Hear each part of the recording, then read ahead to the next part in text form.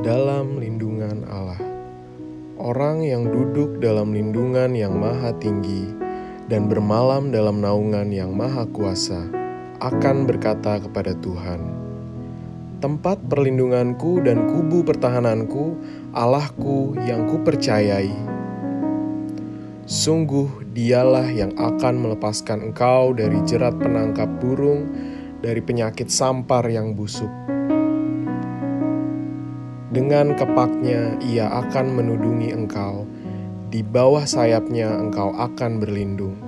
Kesetiaannya ialah perisai dan pagar tembok.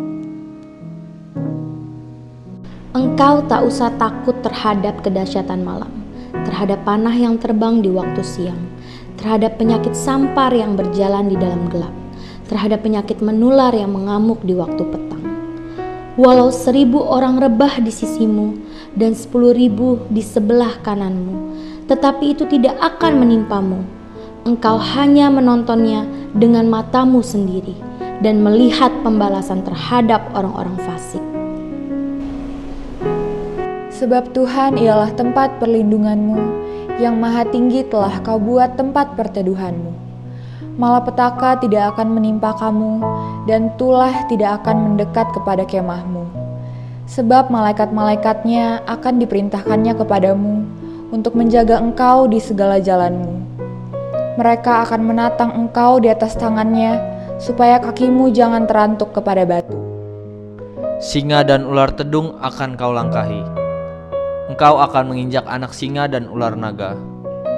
Sungguh, hatinya melekat kepadaku, maka aku akan meluputkannya. Aku akan membentenginya, sebab ia mengenal namaku. Bila ia berseru kepadaku, aku akan menjawab. Aku akan menyertai dia dalam kesesakan. Aku akan meluputkannya dan memuliakannya. Dengan panjang umur akan kukenyangkan dia, dan akan kuperlihatkan kepadanya keselamatan daripadaku.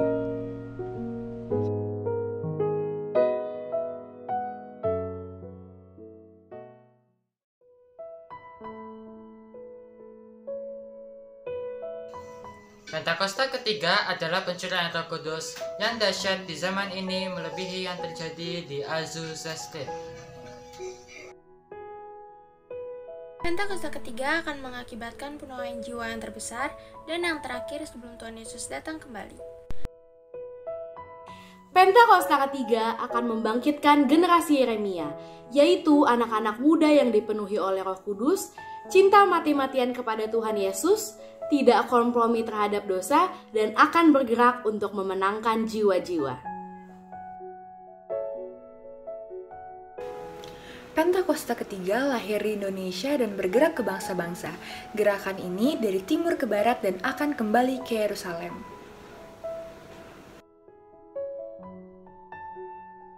Pentakosta ketiga akan memberikan kuasa untuk menyelesaikan amanat agung, dan setelah itu Tuhan Yesus datang kembali.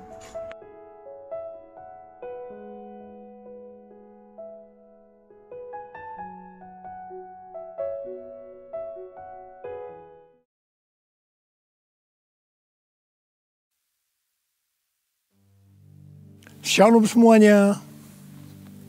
Alkitab berkata, Yesus mati karena dosa-dosa kita. Dia dikuburkan, tetapi pada hari yang ketiga, dia dibangkitkan. Haleluya! Setelah Tuhan Yesus bangkit, selama 40 hari Tuhan Yesus menampakkan diri kepada lebih dari 500 murid-muridnya untuk membuktikan bahwa dia hidup. Setelah memberikan pesan terakhir, seperti yang terdapat dalam Kisah Para Rasul 1 ayat 8, maka dengan disaksikan murid-muridnya, Tuhan Yesus terangkat ke sorga. Saya percaya, kalau kita berada di sana waktu itu, kita pasti akan sama dengan murid-murid Tuhan Yesus yang melihat bahwa Tuhan Yesus bertambah tinggi. Ketika mereka melihat ke bawah, ternyata kaki Tuhan Yesus sudah tidak menyentuh tanah lagi. Perlahan, tapi pasti Tuhan Yesus terangkat ke sorga. Makin lama makin kecil, sampai ada awan yang menutupi dan hilang dari pandangan mata. Sementara mereka terheran-heran melihat ke langit, maka ada dua orang yang berpakaian putih di dekat mereka yang berkata, "Hai orang-orang Galilea, mengapakah kamu berdiri melihat ke langit? Yesus ini yang terangkat ke sorga meninggalkan kamu, akan datang kembali dengan cara yang sama seperti kamu melihat dia naik ke sorga." Dari ayat ini, saya percaya kalau yang melihat Tuhan Yesus naik ke sorga adalah murid-murid Tuhan Yesus, maka yang akan melihat Tuhan Yesus turun dari sorga adalah murid-murid Tuhan Yesus. Tuhan Yesus berkata dalam Yohanes 14 ayat 1 sampai dengan 3, "Janganlah gelisah hatimu, percayalah pada Allah, percayalah juga kepadaku. Di rumah Bapa-Ku banyak tempat tinggal. Jika tidak demikian, tentu aku mengatakannya kepadamu. Sebab aku pergi ke situ untuk menyediakan tempat bagimu. Dan apabila aku telah pergi ke situ dan telah menyediakan tempat bagimu, aku akan datang kembali dan membawa kamu ke tempatku, supaya di tempat di mana aku berada, kamu pun berada." Pesan Tuhan Yesus ini ditujukan untuk murid-muridnya. Karena itu, kalau kita mau ikut dalam pengangkatan, maka kita harus menjadi murid Tuhan Yesus. Murid Tuhan Yesus adalah kita-kita yang hidupnya sama seperti Kristus telah hidup. Karena kita hidup sama seperti Kristus telah hidup, maka kita akan menjadi serupa dengan gambarnya. Roma 8 ayat 29 berkata, "Sebab semua orang yang dipilihnya dari semula, mereka juga ditentukannya dari semula untuk menjadi serupa dengan gambaran anaknya, supaya ia, anaknya itu, menjadi yang sulung di antara banyak saudara." Jadi, goal kita sebagai orang percaya adalah menjadi serupa dengan gambar Yesus. Menjadi seperti Kau, Yesus. Menjadi seperti Kau, Yesus.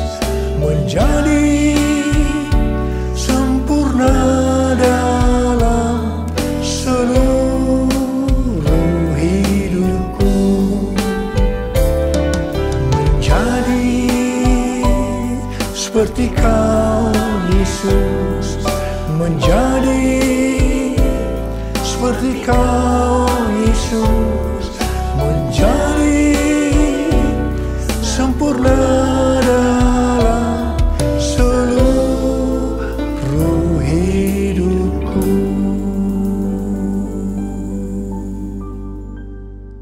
Ibrani 7 ayat 25 berkata, "Karena itu ia sanggup juga menyelamatkan dengan sempurna semua orang yang oleh Dia datang kepada Allah. Sebab ia hidup senantiasa untuk menjadi pengantara mereka." Tuhan Yesus di sorga menjadi pengantara kita. Artinya sebagai pendoa syafaat bagi kita, supaya kita selamat secara sempurna. Kalau kita berbicara tentang keselamatan, maka ada 3 hal yang harus diperhatikan. Yang pertama, bisa kehilangan keselamatan. Yang kedua, hampir-hampir tidak diselamatkan. Yang ketiga, selamat dengan sempurna. Orang yang sudah percaya bisa kehilangan keselamatan. Matius 7 ayat 21 sampai dengan 23 berkata, "Bukan setiap orang yang berseru kepadaku, 'Tuhan, Tuhan,' akan masuk ke dalam kerajaan sorga, melainkan dia yang melakukan kehendak Bapa-Ku yang di sorga. Pada hari terakhir, banyak orang akan berseru kepadaku, 'Tuhan, Tuhan, bukankah kami bernubuat demi nama-Mu, dan mengusir setan demi nama-Mu, dan mengadakan banyak mujizat demi nama-Mu juga?' Pada waktu itulah aku akan berterus terang kepada mereka dan berkata, 'Aku tidak pernah mengenal kamu. Enyahlah daripadaku, kamu sekalian pembuat kejahatan.'" Ini merupakan peringatan bagi hamba-hamba Tuhan yang sedang dipakai oleh Tuhan, agar pelayanan yang diberikan oleh Tuhan itu semata-mata hanya untuk menyatakan kemuliaan-Nya. Bukan untuk kemuliaan diri sendiri. Bukan untuk mencari keuntungan pribadi. Bukan untuk popularitas. Di mana ini semua bisa mengakibatkan hilangnya keselamatan. Contoh seorang murid yang kehilangan keselamatannya adalah Yudas. Yudas mengikut Yesus begitu lama. Bahkan dicatat dalam Lukas 9 ayat 1 sampai dengan 6. Ia bersama murid-muridnya yang lain pernah melakukan berbagai mujizat dan pelayanan kesembuhan. Namun ia akhirnya memilih meninggalkan Tuhan. Maka hilanglah keselamatannya. Mengenai hampir-hampir tidak diselamatkan, 1 Korintus 3 ayat 10 sampai dengan 15 berkata, bahwa kita membangun hidup kita ini dengan dasar Yesus Kristus. Pertanyaannya, bahan apa yang kita gunakan untuk membangun kehidupan kita ini? Apakah dengan bahan emas, perak, batu permata, ataukah dengan bahan kayu, rumput kering, atau jerami? Semua ini akan nampak pada hari Tuhan, saat pekerjaan kita diuji dengan api. Jika pekerjaan kita tahan uji, artinya tidak terbakar karena terbuat dari bahan emas, perak, dan batu permata, maka kita akan mendapat upah. Tetapi sebaliknya, kalau pekerjaannya itu terbakar karena bahan yang digunakan adalah kayu, rumput kering, jerami, maka akan menderita kerugian. Selamat sih selamat, tapi seperti keluar dari dalam api. Artinya hampir-hampir tidak diselamatkan. Hampir-hampir tidak diselamatkan dapat diartikan kehilangan upah atau pahala, kedudukan yang rendah di sorga, kehilangan kesempatan pelayanan dan kekuasaan di sorga, kehilangan kemuliaan dan kehormatan di hadapan Allah. Mari, saya akan mengajak saudara untuk memperhatikan dengan serius pekerjaan pelayanan kita. Juga termasuk kualitas kehidupan. Jangan menjadi orang Kristen yang acuh tak acuh. Agar kita mendapatkan upah di sorga. Yang mau katakan amin? Tuhan Yesus sudah ada di sorga untuk mendoakan kita agar mendapat keselamatan yang sempurna. Bukan untuk kehilangan keselamatan. Atau bukan hampir-hampir tidak diselamatkan. Supaya doa Tuhan Yesus ini terjadi. Maka sesuai dengan 2 Petrus 1 ayat 5 sampai dengan 11 dikatakan. Bahwa kita harus dengan sungguh-sungguh berusaha untuk menambahkan kepada iman kita kebajikan. Artinya berbuat baik. Kemudian ditambahkan lagi pengetahuan. Kemudian tambahkan lagi penguasaan diri. Tambahkan lagi ketekunan. Tambahkan lagi kesalehan yang artinya hidup kudus. Tambahkan lagi kasih akan saudara-saudara seiman. Dan tambahkan lagi kasih akan semua orang. Kalau kita melakukan ini dengan sungguh-sungguh, maka kita akan lebih mengenal Tuhan Yesus. Dan kita tidak akan pernah tersandung. Dengan demikian, kita akan dikaruniakan hak penuh untuk memasuki kerajaan kekal. Yaitu kerajaan Tuhan dan Juru Selamat kita, Yesus Kristus. Yang artinya kita mendapatkan keselamatan yang sempurna. Haleluya! Hosana, Hosana, Hosana in the highest. Hosana, Hosana, Hosana in the highest. Hosana, Hosana,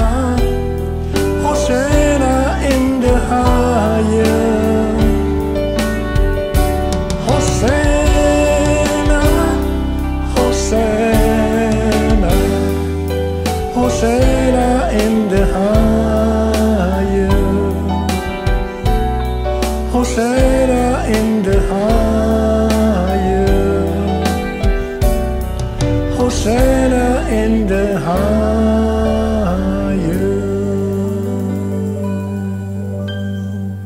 Pesan yang terakhir dari Tuhan Yesus untuk murid-muridnya sebelum terangkat ke surga terdapat dalam Kisah Para Rasul 1 ayat 8 yang berkata, tetapi kamu akan menerima kuasa kalau Roh Kudus turun ke atas kamu, dan kamu akan menjadi saksiku di Yerusalem dan di seluruh Yudea dan Samaria dan sampai ke ujung bumi. Setelah memberikan pesan yang terakhir itu, Tuhan Yesus naik ke surga. Setelah itu, apa yang dilakukan oleh murid-muridnya? Mereka pergi ke Yerusalem dan berkumpul di ruang atas atau kamar loteng. Mereka melakukan ini karena Tuhan Yesus yang menyuruh mereka agar tidak meninggalkan kota Yerusalem, karena mereka akan diperlengkapi dengan kuasa dari tempat tinggi. Tuhan Yesus berkata, sebab Yohanes membaptis dengan air, tetapi tidak lama lagi kamu akan dibaptis dengan Roh Kudus. Murid-murid yang berkumpul berjumlah sekitar 120 orang. Kisah Para Rasul 1 ayat 14 bagian A berkata, bahwa mereka semua bertekun dengan sehati dalam doa bersama-sama, yang artinya mereka berdoa, memuji dan menyembah Tuhan dalam unity siang dan malam. Ini adalah prinsip restorasi Pondok Daud. Ini adalah prinsip menara doa.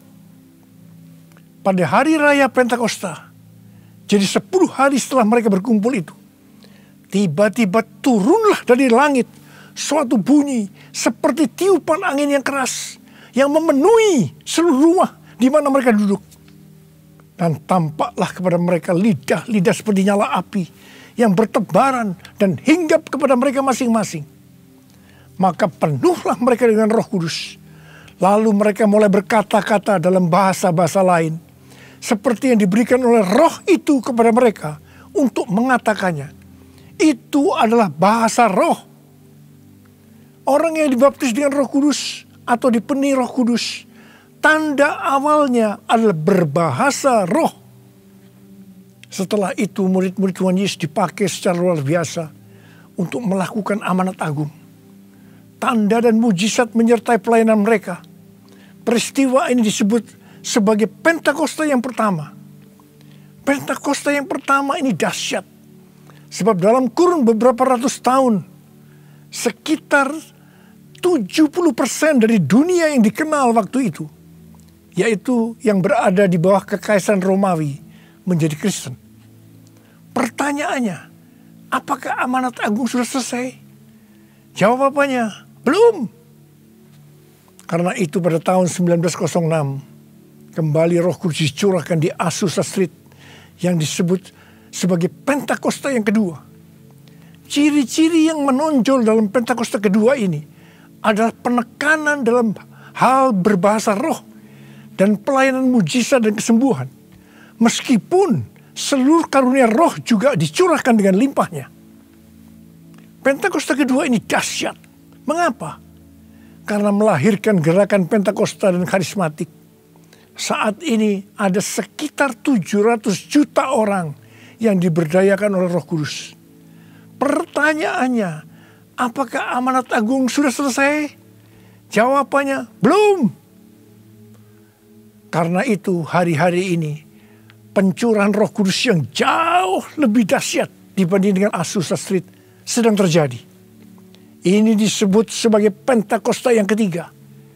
Seperti yang terjadi pada Pentakosta yang pertama dan Pentakosta yang kedua, maka berbahasa roh dan pelayanan kesembuhan juga terlihat begitu intens.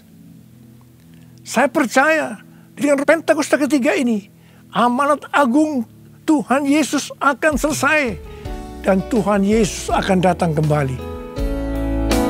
Kuasanya dicurahkan, berkatnya dilimpahkan, penuaian besar sungguh terjadi. Segala bangsa akan datang menyembah Yesus Tuhan, kemuliaan Tuhan telah turun. Kuasanya dicurahkan, berkat-Nya dilimpahkan penuaian besar sungguh terjadi. Segala bangsa akan datang menyembah Yesus Tuhan, kemuliaan Tuhan telah turun. Kemuliaan Tuhan telah turun. Kemuliaan Tuhan telah turun. Rasul Paulus berkata dalam 1 Korintus 14 ayat 5a, aku suka supaya kamu semua berkata-kata dengan bahasa roh. Selain itu, dalam 1 Korintus 14 ayat 18, Rasul Paulus juga berkata, aku mengucap syukur kepada Allah bahwa aku berkata-kata dalam bahasa roh lebih daripada kamu semua. Saya sangat mengaminkan apa yang dikatakan oleh Rasul Paulus ini. Dan saya juga berdoa agar apa yang dikatakan oleh Rasul Paulus ini juga terjadi pada kita. Yang percaya katakan amin. Apa yang terjadi kalau kita berbahasa roh? Yang pertama, kita akan lebih berani bersaksi tentang Yesus. Kita ingat Petrus, di mana sebelum dia dibaptis Roh Kudus dengan tanda awal berbahasa roh, dia pernah menyangkal Yesus sebanyak 3 kali sebelum ayam berkokok. Setelah dibaptis Roh Kudus dan berbahasa roh, dia berani bersaksi tentang Tuhan Yesus. Tidak peduli disesah dan dipenjarakan. Yang kedua, kalau kita berbahasa roh, maka sesuai dengan 1 Korintus 14 ayat 4. Siapa yang berkata-kata dalam bahasa roh, ia membangun dirinya sendiri. Yang artinya kalau kita berbahasa roh, kita membangun iman kita. Yang ketiga, kalau kita berbahasa roh, kita akan lebih merasakan hadiratnya dan lebih intim dengan dia. Karena ketika kita berbahasa roh, kita berkata-kata kepada Allah, bukan kepada manusia. Yang keempat, kalau kita berbahasa roh, kita akan berdoa lebih lama lagi. Yang kelima, sesuai dengan 1 Korintus 14 ayat 14 sampai dengan 15 yang berkata, sebab jika aku berdoa dengan bahasa roh, maka rohkulah yang berdoa, tetapi akal budiku tidak turut berdoa. Jadi, apakah yang harus kubuat? Aku akan berdoa dengan rohku, tetapi aku akan berdoa juga dengan akal budiku. Aku akan menyanyi dan memuji dengan rohku, tetapi aku akan menyanyi dan memuji juga dengan akal budiku. Jadi, kalau kita menghendaki agar roh kita berdoa, menyanyi, dan memuji, maka kita harus berbahasa roh. Sedangkan kalau dengan akal budi atau jiwa, maka kita harus menggunakan bahasa yang kita mengerti. Mari, bagi yang mau melakukan, katakan bersama saya, amin. Saya berdoa buat saudara. Ada berapa banyak di antara saudara yang merindukan untuk bisa berbahasa roh? Angkat tangan saudara. Yang kedua, ada berapa banyak di antara saudara yang sekarang sudah berbahasa roh, tetapi saudara merasakan saudara tidak penuh Roh Kudus? Angkat tangan saudara. Sekarang saya mau berdoa buat saudara. Mari, nyanyikan ini bersama-sama saya.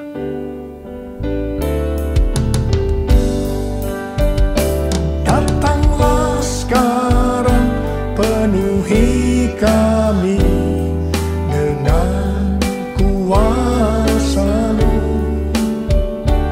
Urapi kami sekarang ini dengan api Roh-Mu. Datanglah sekarang, penuhi kami dengan kuasa-Mu.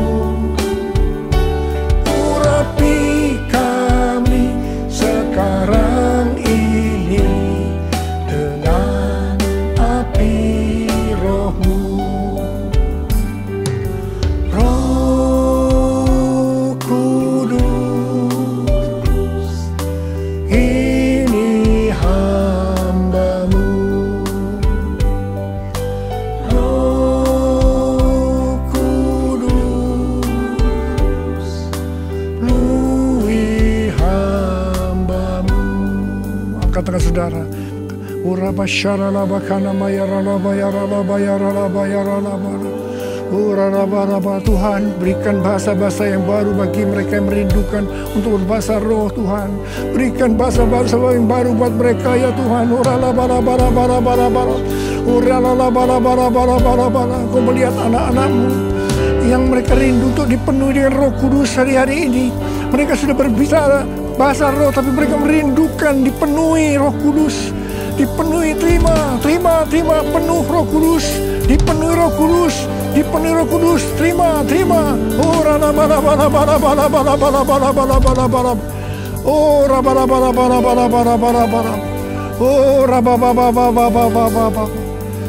Roh Kudus, ini hamba-Mu. Roh Kudus, penuhi hamba-Mu. Uraba syaralaba kana marakana matakara wa yaralaba. Uraba baba baba baba baba baba baba uraba baba baba baba uria la la la la la bara bara bara bara uraba bara bara. Oh, dipenuhi Roh Kudus, dipenuhi Roh Kudus, penuh Roh Kudus, dipenuhi dengan Roh Kudus. Uria la bara bara bara bara bara bara. Oh, makasih Tuhan, terima kasih Tuhan, terima kasih.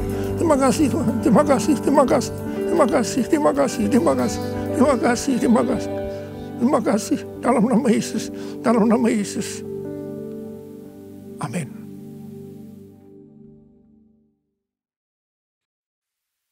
Mari saudara-saudara, kita akan masuk dalam perjamuan kudus. Kita akan mengingat ayat ini. Sebab setiap kali kamu makan roti ini dan minum cawan ini, kamu memberitakan kematian Tuhan sampai Ia datang. Perjamuan kudus adalah perjamuan Tuhan Yesus sendiri. Setiap kali kita masuk dalam perjamuan kudus, Tuhan Yesus selalu berkata, biarlah ini menjadi peringatan akan daku. Karena itu mari, arahkan hati kita kepada kebaikan Tuhan. Kita akan mengingat kebaikan Tuhan. Supaya kita lebih mengasihi Tuhan Yesus. Kita lebih mengasihi satu dengan yang lain. Mari, tundukkan kepala. Bapa, siapakah kami ini sebelum kami mengenal Engkau? Kami semua orang berdosa. Upah dosa adalah maut, mati. Tapi Engkau yang tidak berdosa telah dijadikan dosa oleh karena kami. Engkau harus turun dari surga mulia, mati ganti kami dengan penderitaan yang luar biasa. Sungguh kalau kami pikirkan betapa baiknya Engkau ya Abah. Engkau jadikan kami sebagai anak-anak-Mu. Engkau berkati. Engkau menyembuhkan kami. Tuhan, Engkau juga menegur kalau kami salah. Itu Engkau ya Abah sebagai Bapa pada kami. Terima kasih. Tuhan akan memberkati saudara melalui perjamuan kudus. Tapi Tuhan mau kita makan dan minum dengan cara yang benar. Karena itu masing-masing sekarang introspeksi. Lihat keadaan diri masing-masing. Kalau ada dosa yang Tuhan ingatkan, kita selesaikan. Langsung minta ampun. Ampuni saya Tuhan. Ampuni saya Tuhan. Ampuni. Kau lihat Tuhan, anak-anak-Mu sedang minta ampun kepadamu. Ampuni mereka. Kami akan masuk dalam perjamuan kudus dengan hati yang penuh ucapan syukur. Layakkan kami semua. Layakkan kami. Terima kasih Abah. Amin. Sekarang mari saya ajak saudara mengangkat roti di tangan kanan kita tinggi-tinggi. Sebab apa yang telah kuteruskan kepadamu telah aku terima dari Tuhan. Yaitu bahwa Tuhan Yesus pada malam waktu Ia diserahkan mengambil roti. Dan sesudah itu yang mengucap syukur atasnya. Dia memecah-mecahkannya dan berkata, inilah tubuhku yang diserahkan bagi kamu. Perbuatlah ini menjadi peringatan akan aku. Saudara dikasih Tuhan. Bukankah roti yang kita pecah-pecahkan ini adalah persekutuan kita dengan tubuh Kristus? Mari kita makan dalam nama Yesus.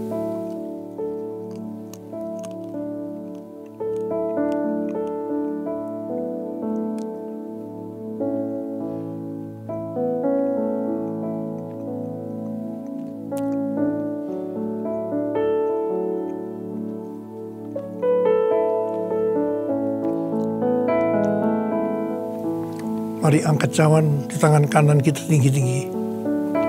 Demikian juga yang mengambil cawan sesudah makan lalu berkata, cawan ini adalah perjanjian baru yang dimeteraikan oleh darahku. Perbuatlah ini setiap kali kamu meminumnya menjadi peringatan akan aku. Telah dikasih Tuhan, bukan cawan pengucapan syukur. Yang atasnya kita ucapkan syukur adalah persekutuan kita dengan darah Yesus. Mari kita minum dalam nama Yesus.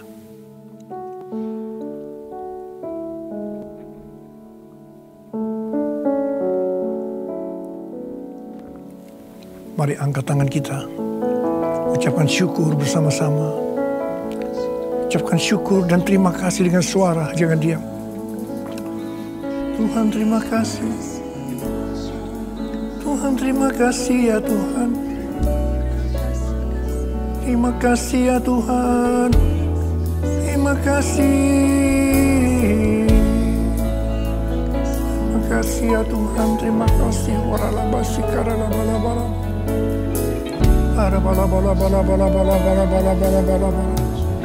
Tuhan, berkatilah anak-anak-Mu ya Tuhan. Kau lihat mereka membutuhkan pertolongan Tuhan. Kau menyembuhkan yang sakit. Kau memberikan mujizat pada mereka yang memerlukan kesembuhan dan mujizat angkat tangan saudara. Dalam nama Yesus, sembuh dalam nama Yesus, sembuh dalam nama Yesus. Terima mujizat Tuhan, sembuh dalam nama Yesus, sembuh dalam nama Yesus.